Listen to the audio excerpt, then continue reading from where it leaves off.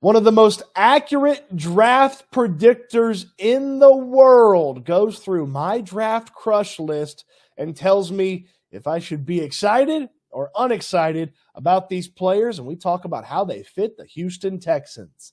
Welcome into the channel. I'm Cody Stoots. Let's talk some Texans, and let's talk with my buddy Mike Luchene of NFL Rough Draft, and let's see, is he going to break me when he goes through some of my draft crushes and we talk about how they fit in the NFL? Could they fit the Houston Texans? Well, let's waste no time and get to that conversation with my buddy Mike Luchene right now.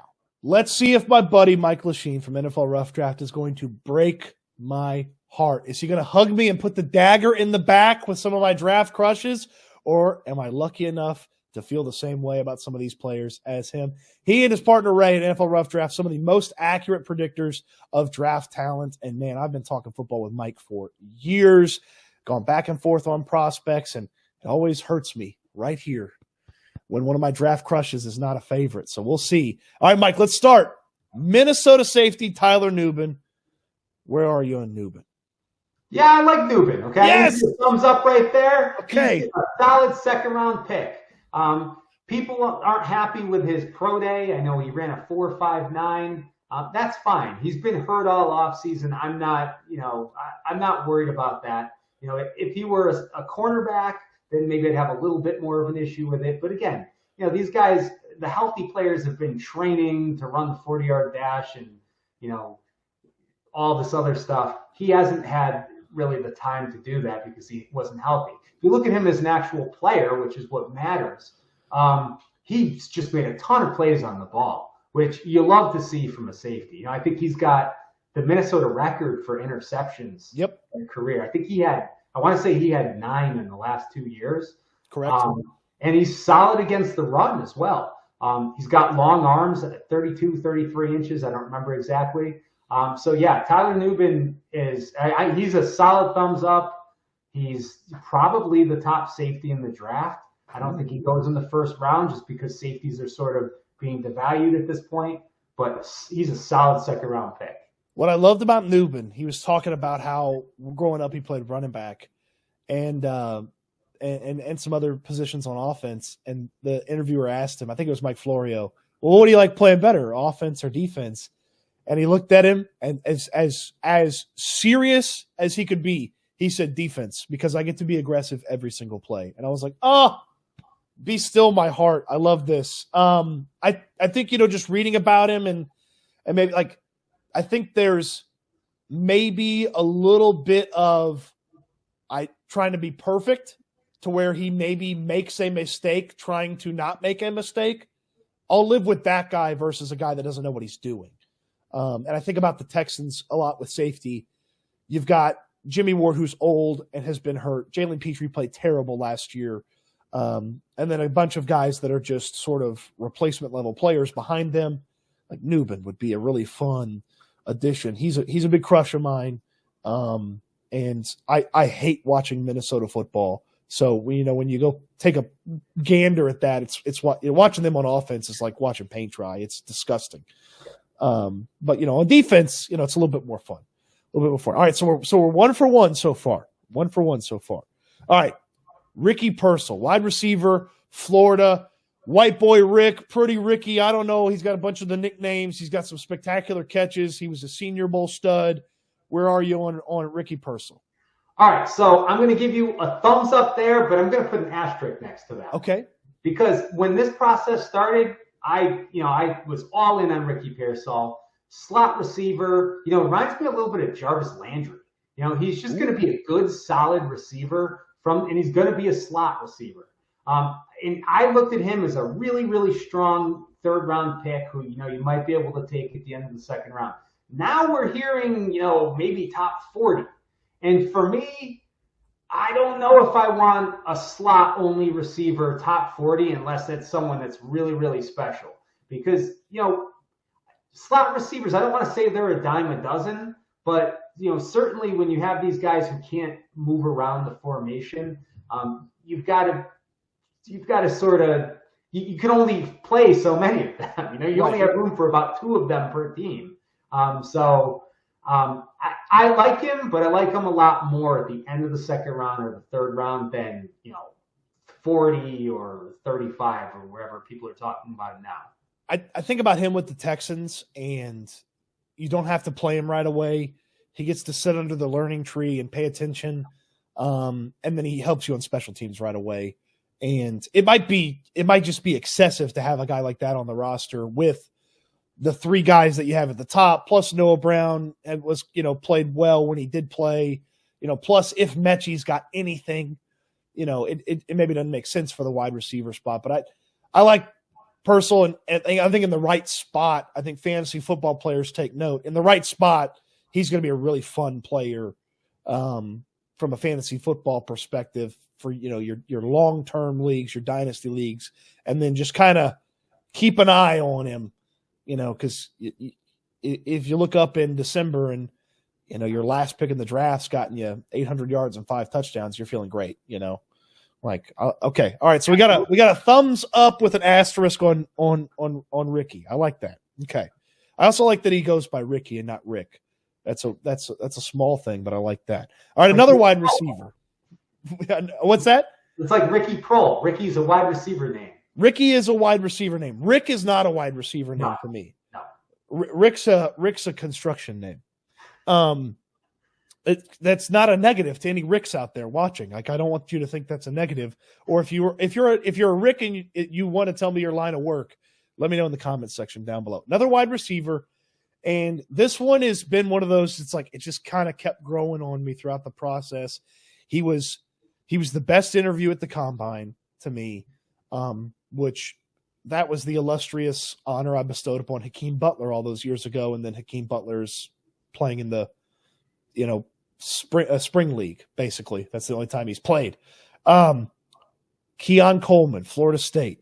And I'm nervous about saying this because I get it. I get the concerns, but I also get like the potential. Keon Coleman, Florida State. What do you got for me, Mike? So, first of all, Hakeem Butler hasn't just played in a spring league. He's played in like all of the spring leagues. That's true, yes. But I think that Keon Coleman is the anti-Hakeem Butler. He gets a huge thumbs up. Yes! So Hakeem Butler, his big deal was he was super athletic. Everybody focused on that, like Equanimeous St. Brown. He was another one. Why is Equanimeous St. Brown not going to be the 5th overall pick in the draft? Oh, he's a day 3 pick. And the problem those guys had was they weren't good route runners. They were sort of one-trick ponies, and that's why they fell a lot further than people thought. Now, Keon Coleman is the opposite of that because everybody looks at him and they zero in on his 40 time. They look at his 40 time and they say, oh, and he's tall, so he can't move. He's not good. But if you look at his entire athletic profile, he's actually pretty athletic. So I don't really care about 40 times for wide receivers. I think Keenan Allen ran like a 4.8 at his pro day or something like that. Oh, my God. It was bad.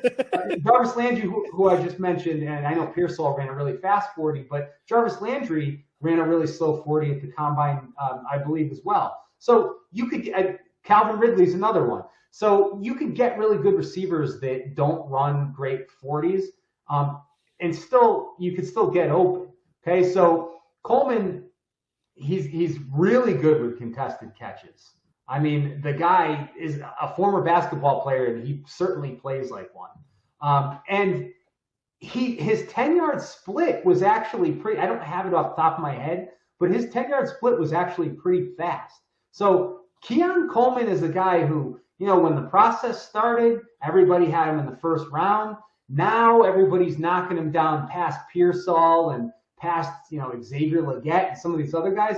For me, the top 5 receivers in the class of the big 3, obviously, Harrison, Odunze, and Neighbors. Then you've got Brian Thomas and Xavier Worthy for me. Keon Coleman, for me, is right in that mix right after that. So I'm looking late first, early second round for him. Big thumbs up right there, Cody. I can't get over like this just watching the combine, watching the workout. I can't get over the gauntlet stat that they keep showing about him.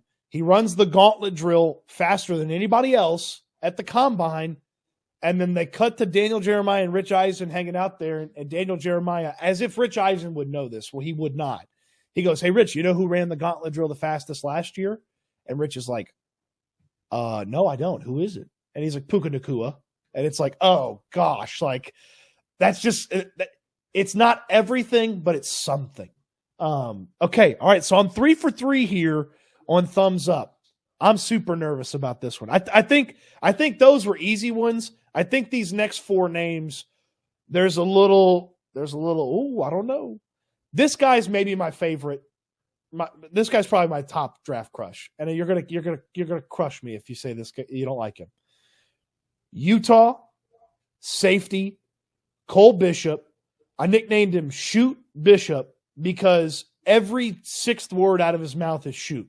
Like in the interviews, he's like, oh, I'm just happy to be here. Shoot, it's great to be here. Shoot, we played hard at Utah. Shoot, I can do this. Shoot, I cover tight ends. And I was like, I love this. Tested like a freak. I think probably people didn't see the athleticism on tape and then got surprised by the athleticism at the combine because of the lack of skin tone. Sometimes that surprises people, but I like Cole Bishop a lot. I probably like him as much as just about any of these other safeties. Where are you on Cole Bishop? Yeah, so I don't want to give it a thumbs down, but I'm going to give it thumbs sideways. I'm going to give it a Larry David. Yeah, like I think he's going to be a day 2 pick, and I see the reasons why. You know, he tested off the charts. For me, he's sort of like the anti Tyler Nubin. Okay.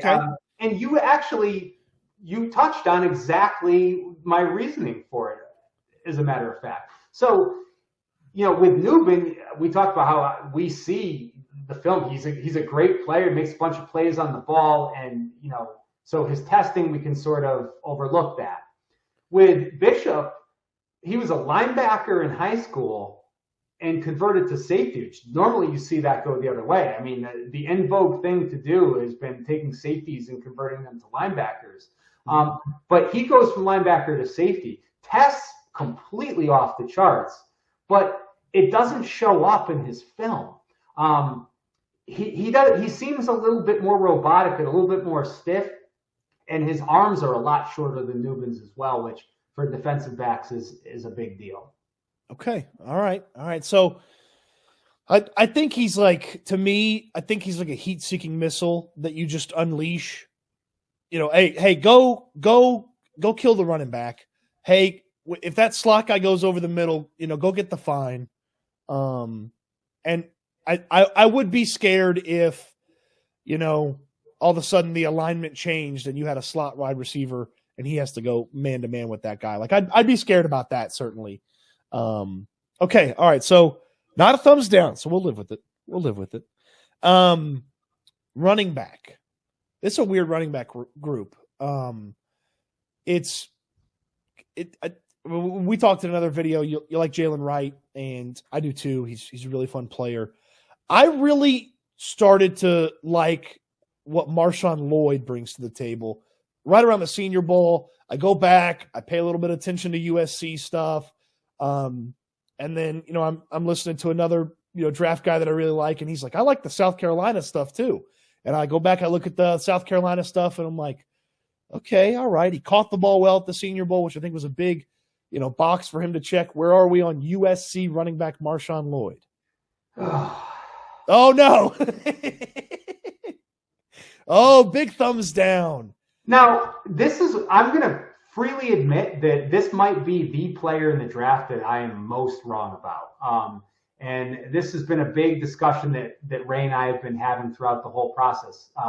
Because when this started back in December, November, whenever we first started talking about our rankings, I said, Ray, there's no way Marshawn Lloyd is a day 2 pick. He's a day 3 running back to me. And since then, you hear a host of people saying he could be the first running back pick. Now, he might be. He might be the first running back pick. And, I could certainly be wrong. Now, when I say I don't like him, I mean I don't like him on day 2. If you get to round 4, round 5, I'm certainly comfortable with him there. the reasons why I'm a little bit lower on him are, first of all, yeah, the production's great. Over 7 yards a carry, that's really nice.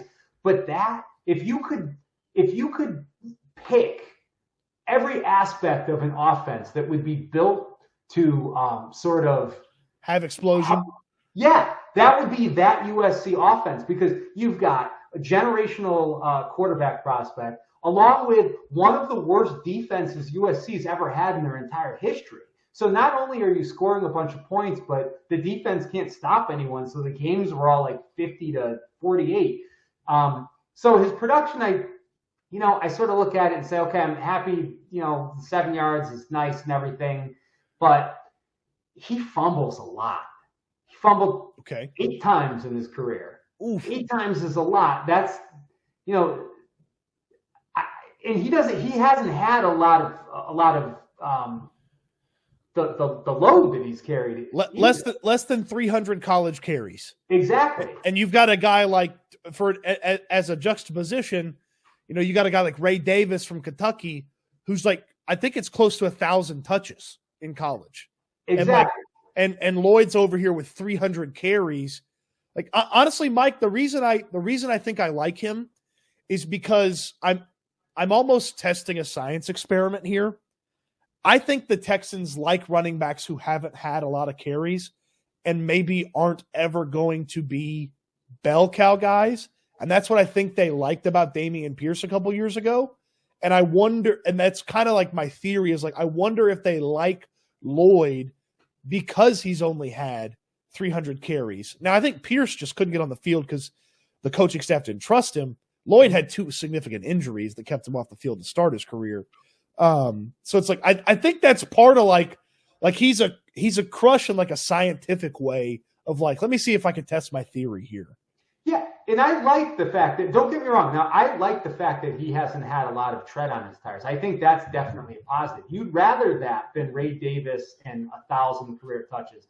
But it just worries me, why has he fumbled 8 times with that few, touches? And, like you mentioned, he's been banged up a lot. I know he looked good, catching the ball at the Senior Bowl, like you mentioned. But, one of the things that I always sort of call attention to is in these Senior Bowl drills, they're designed for the running backs to be able to win on one-on-ones against the linebackers.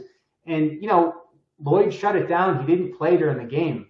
The game is really where you see, how good the running backs are once you get to the Senior Bowl. And, in today's day and age, the running backs never make it to the game. They just don't play. Yeah. Yeah. Okay. All right. So thumbs down. That's our first like big thumbs down. And big sort of, different range between the two of us. Okay, this is a player that I started the draft process, and he was my favorite wide receiver. And he's kind of ticked down for me a little bit. Not to say that I don't like him. I like him still, and I love him not in the second round. I think I love him in the third round. Oregon wide receiver Troy Franklin. Where are you on Troy? Yeah, so I mean, this is one where college football fans obviously know this guy. I mean, he was scoring touchdowns every Saturday. I know how to spell his name because that's all you see on the back of his jersey when he's running away from everybody at Oregon. That's absolutely right. And I think, that's a thumb, and this is a thumbs up for me, by the way. Okay. I think he's probably a second-round pick. His one sort of area where, he concerns me a little bit is he's one of these fast guys, and one of the things he struggles with is sort of tracking deep balls. But he's also one of these guys where you could get the ball into his hands in space, and the guy's, we've seen him make play after play after play. He's another one of these guys that was a big recruit, backed it up at his time at Oregon. And he got killed a little bit at the combine for his work out there, but he had the flu. So I mean, when I have the flu, I can't get out of bed. Right. So I mean, this guy is showing up and still, working out. And I would basically take any negative that we saw at the combine and just throw it out the window. I think I don't know exactly what the difference was in weight from the combine to his pro day, but I remember looking at it and you could see that backs it up. Like he gained like weight back because he wasn't sick anymore by the time he got to his pro day. He looked a lot better. 7 pounds. Yeah, he gained 7 pounds between the two. I'm looking at it right now. Still doing a lot of the workout stuff. I think all the workout stuff. Running a 4.41 with the flu is pretty impressive. Absolutely. That's pretty freaky. I think my worry is he's a guy that's supposed to go deep and get the ball. And I think you want more consistency from the hands. And I just worry that I worry that guys are going to get physical with him at the point of catch if they catch up to him. And I don't know that – I think the body is there to add some size and a little bit of weight. And it's like, do I lose a step on the speed if he gets a little heavier? Like what exactly – how does he project out? And then also I think too, I think versatile guys get a lot more love in the NFL now. And I just don't know his ability for a coach to be like, okay, we're going to run this play where you're running on the slot. I just don't know yet how versatile he can be. Played outside mostly at Oregon. So, but I like him. I think some team's going to be very happy with him with the right quarterback. He'd be a really fun addition to an unathletic wide receiver room. If you had a bunch of good route runners who were a little bit slower and you dropped that guy in there, you would save an offensive coordinator's job, maybe. He'd be fun. I think his range is, you look back at this wide receiver class compares very favorably to that. I think it was 2014 class, the Sammy Watkins, Mike Evans, Odell Beckham year. So the Seahawks took Paul Richardson in the second round that year. Very similar receiver to Troy Franklin. I think that's, if everything goes wrong, maybe you have Troy Franklin or Paul Richardson. That's right. Paul Richardson in the second round. If everything goes right, you look at another Seattle receiver, Tyler Lockett. So I think that's the upside. Okay, here's my last one. Here's my crush. And this one is a crush for a variety of reasons. He's a crush because of the mentality. He's a crush because, to me, I just think he'd be awesome on the Texans. And he's another one of those, he was a great interview, not because he was fun and exciting, but I thought getting him in a room with guys and a coach sitting down with him, he's going to say all the right things. And I think he's going to go do all the right things as well. And that's Ohio State tight end, which, by the way, really weird tight end group this year. Really weird. Next year's probably got 5 or 6 dudes. There's one dude in this draft. It's Bowers. He's going to be gone in the first round.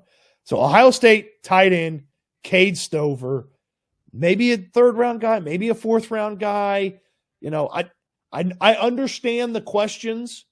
It's it's one of those oh, he's flawed, but I still like him. Where are you in Cade Stover?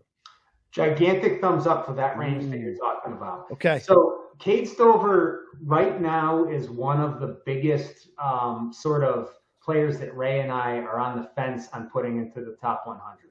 So here's the reason why.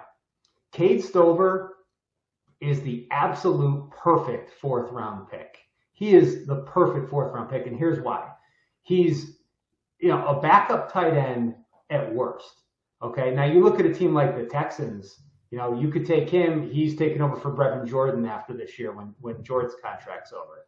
But on top of that, this guy was a linebacker. He was recruited as a linebacker. He played linebacker. So he started at the Rose Bowl for Ohio State at linebacker and then played while he was playing tight end.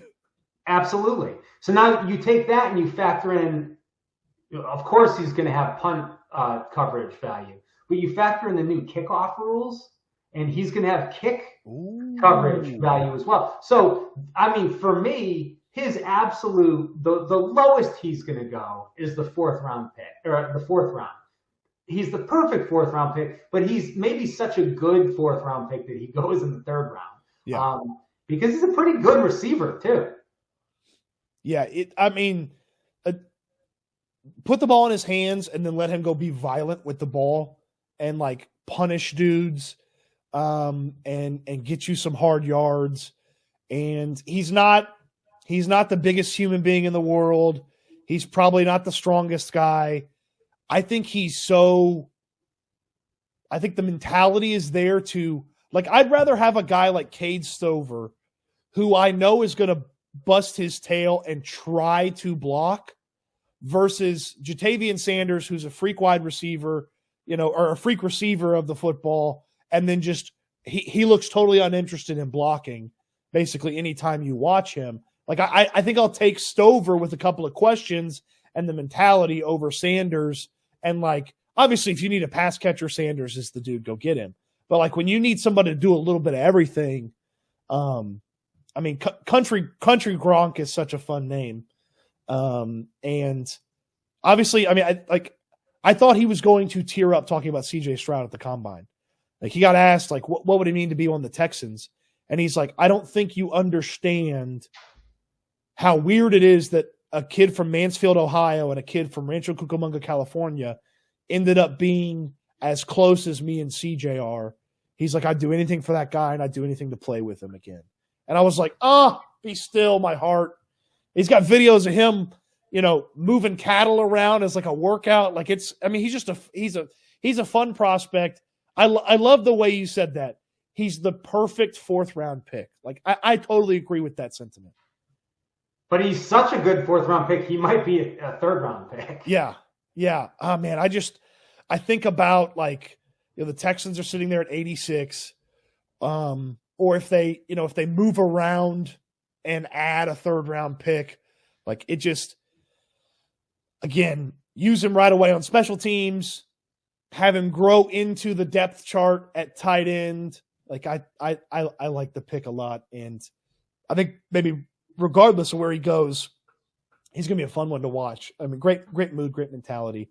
I love what he brought to the table. Let's see. Dad was a linebacker and tight end. Imagine that, at Bowling Green. How about that? So, he's a really big farmer, right? I think I saw his Combine interview. He was talking about how he can't wait to go back to the farm. Like, yep. I guess once his playing days are over. The quote is, I just really want to play ball and then come back home and farm. Nice. Got to respect that. This feels like the type of guy that's going to go have a 8-year NFL career. He's going to make 8 years of NFL money.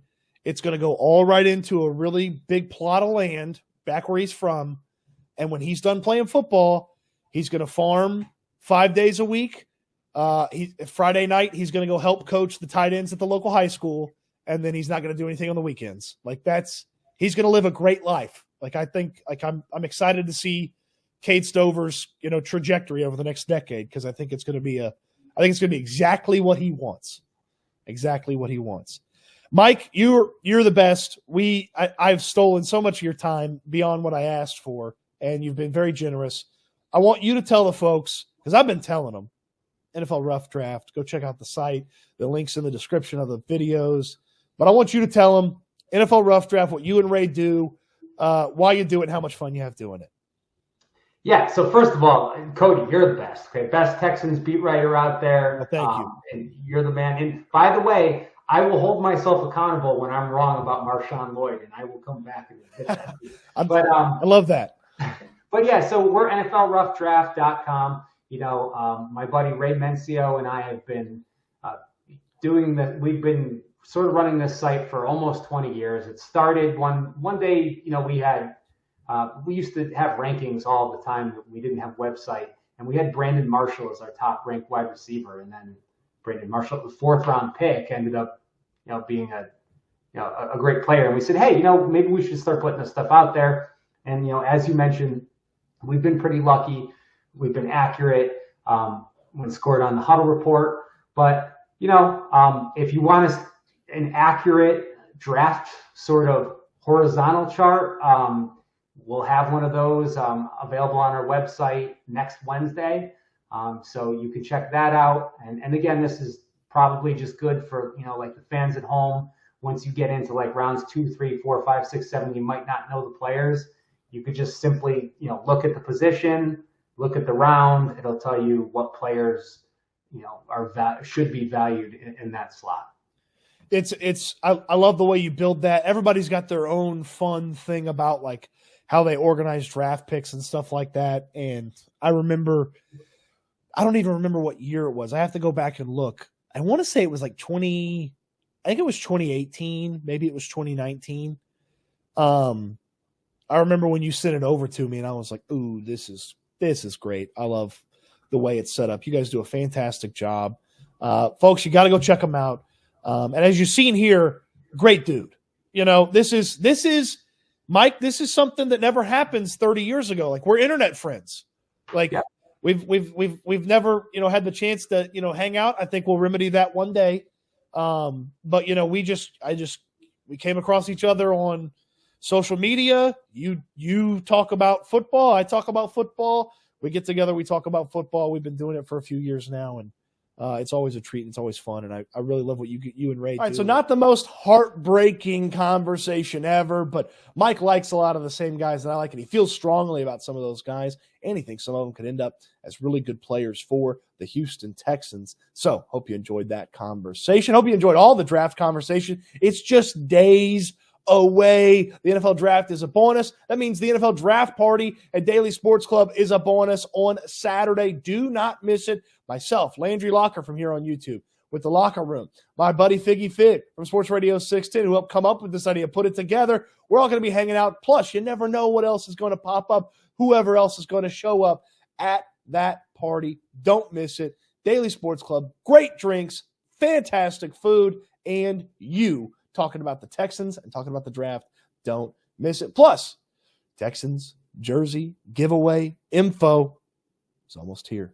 Don't miss it. You're going to be looking. Maybe there's keywords you got to know. Maybe there's a secret password you got to know. Maybe you just simply got to watch, subscribe, and like the videos. That helps as well. Hope you enjoyed the video. Appreciate you watching, and I can't wait till we talk Texans again soon.